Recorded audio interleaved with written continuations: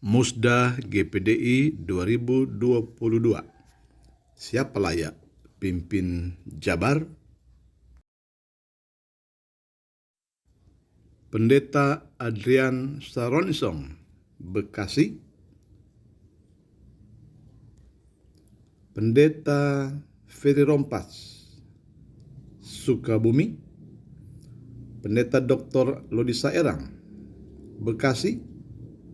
Dan Pendeta Yohanes Limuria, Cikarang. Itulah keempat kandidat hamba Tuhan yang siap dipilih untuk menjadi Ketua Majelis Daerah GPDI Jawa Barat periode 2022-2027. Mereka akan dipilih lebih dari 600 hamba Tuhan atau gembala GPDI Jawa Barat, dan berikut adalah sebagian dari nama-nama atau daftar pemilih. Daftar ini tidak lengkap karena diambil dari buku data gembala GPDI Jawa Barat pada masa kepemimpinan Pendeta Tom Rungkat. Pendeta Tom Rungkat atau Pendeta Thomas Rungkat sendiri adalah Ketua MD Jawa Barat periode 2003 sampai 2007. Dan buku ini merupakan kenangan terindah dari almarhum Pendeta Thomas Rungkat semasa ia menjadi Ketua MD Jawa Barat. Pada masa kepemimpinan Pendeta Thomas Rungkat, Jawa Barat baru memiliki 10 wilayah. Dan ketika MD Jabar atau Ketua MD Jabar digantikan oleh Pendeta J.E. Awondatu almarhum, maka Jawa Barat ini dimekarkan menjadi 16 wilayah sampai pada hari ini.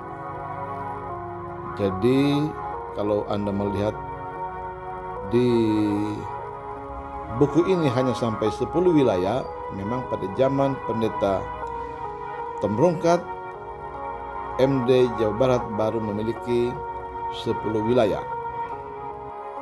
Jika Anda baru 5 tahun menjadi hamba Tuhan atau gembala di Jawa Barat, maka dipastikan nama Anda belum ada di dalam buku ini.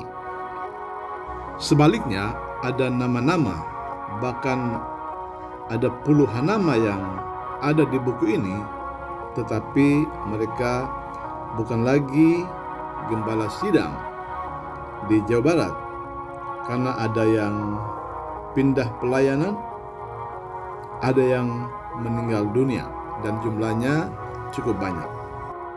Pada masa kepemimpinan Pendeta Thomas Rungkat, jumlah gembala GPDI Jawa Barat berdasarkan buku ini adalah 430 gembala.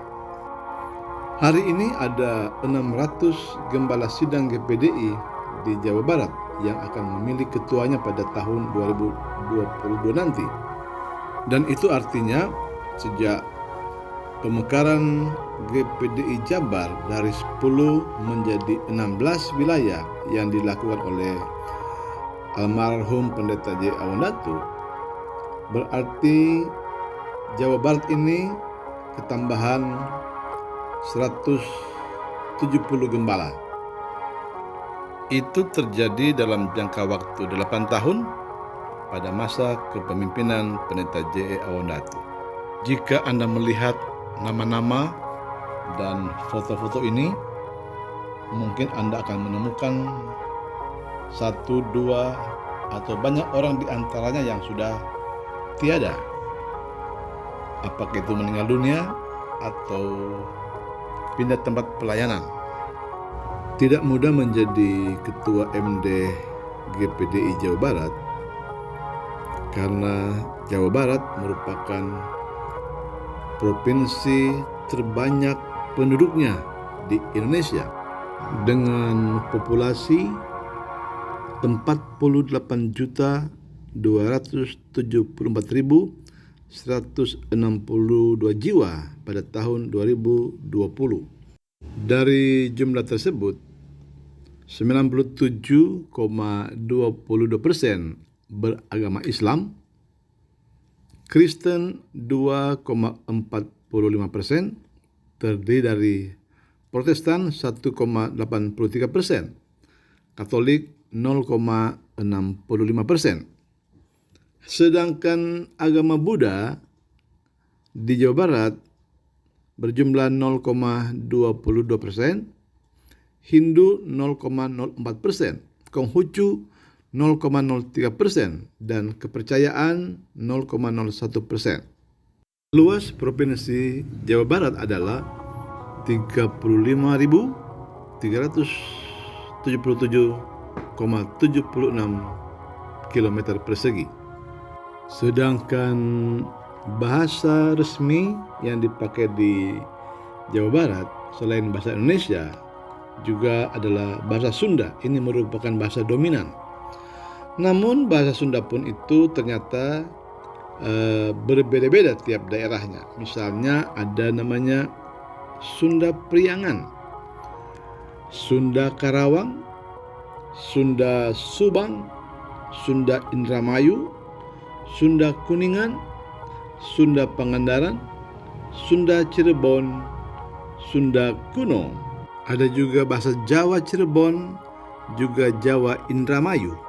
Ada juga yang berbahasa Betawi, yaitu mereka yang tinggal di daerah perbatasan antara Bogor Jakarta, Depok Jakarta, maupun Bekasi Jakarta.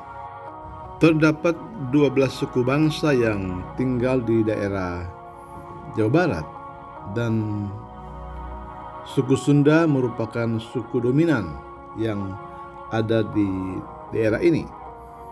30 juta lebih, Jawa 5 juta lebih, Betawi 2 juta lebih, Cirebon hampir 2 juta, suku Batak itu ada 467 ribu, suku Minangkabau 272 ribu, suku Tionghoa 254 ribu, suku Melayu 190 ribu, suku-suku asal Sumatera Selatan 95 ribu, asal Lampung 92 ribu, dari Banten 62 ribu, Madura 43 ribu, dan lainnya 428 ribu.